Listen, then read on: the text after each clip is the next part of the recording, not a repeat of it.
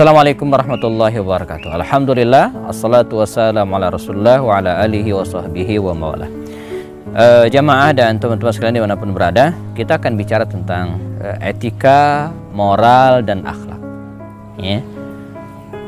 Dimulai dari definisinya dulu ya. Walaupun secara makna ya, pengertian etika, moral, dan akhlak itu punya kemiripan, tapi kalau kita lihat dalam praktek penggunaannya itu ada perbedaan. Etika itu biasanya disematkan untuk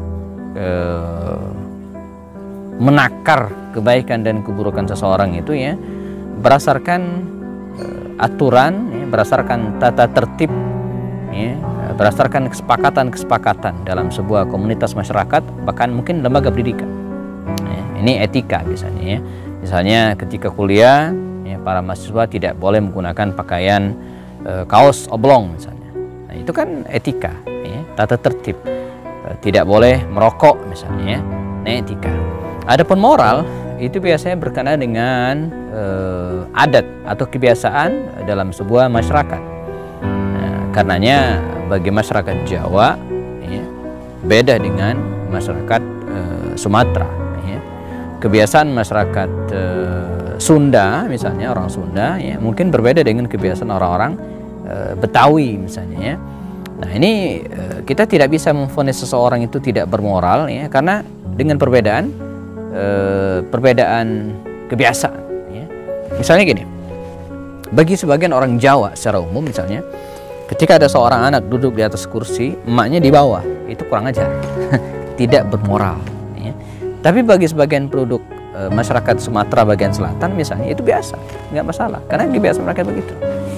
Bagi orang Sunda mungkin menutup pintu dengan kenceng jeger, mungkin itu tidak bermoral gitu kan, tidak punya adab ya.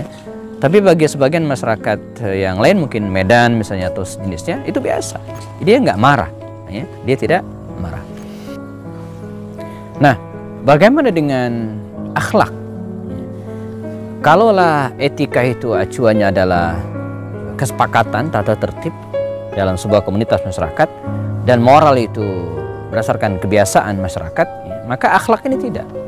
Akhlak ini adalah acuannya Al-Quran, hadis, dan nilai-nilai agama ya, karena itu dia bersifat umum ya, dimanapun berada sama ya. Nah, ini disebut dengan akhlak. Dan dalam Islam ya, akhlak ini menjadi hal yang sangat penting ya. Kalau kita lihat Al-Quran surat Ibrahim ayat 24 dan 25 ya, ini yang disebut oleh Syekh Asy-Syattut sebagai muhtawayatul Islam ya, kandungan Islam. Allah SWT berfirman, alam tara kaifa daraballahu mathalan ya, kalimatan tayyibatan ka syajaratin tayyibah asluha thabitun wa far'uha fis sama ya, tu'ti ukulaha kulla hinin bi'idni rabbiha. Ini perumpamaan dari Allah Subhanahu wa taala yang luar biasa ya. Allah memberikan perumpamaan, alam tara kaifa daraballahu, tidakkah kalian melihat ya, Allah telah memberikan permisalan kalimatan thayyibah ya, kalimat yang baik, itu seperti apa? Jadi agama ini diperumpamakan seperti asy-syajarah, seperti pohon. Pohon itu punya 3 bagian ya. Pertama, kata Allah SWT, asluha thabitun, jadi akarnya itu thabitun fil ardi, menghunjam ke dalam tanah. Itulah tauhid. Itulah tauhid. Ya, thabitun ya. Lalu apa lagi? Wa far'uha fis sama.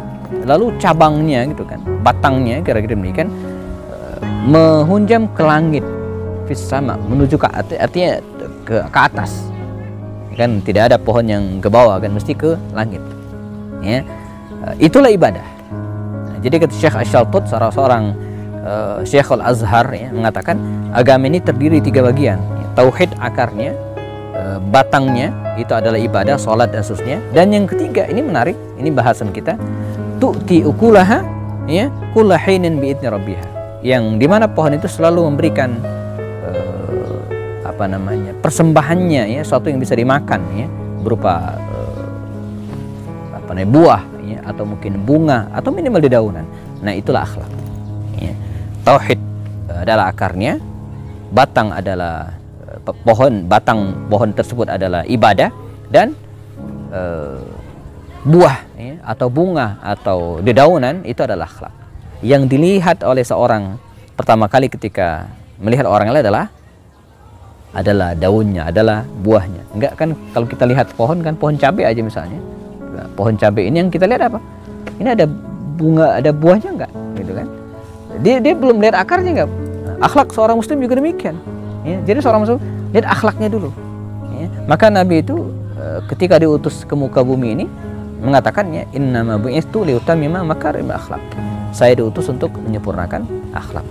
Semoga kita bisa memiliki akhlak yang mulia, akhlak yang baik, sehingga ini menjadi cerminan dari kesempurnaan ya, keimanan seseorang.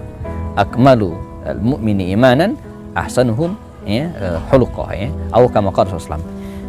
Orang yang paling sempurna imannya adalah orang yang paling baik akhlak. Demikian, semoga bermanfaat. Assalamualaikum warahmatullahi wabarakatuh.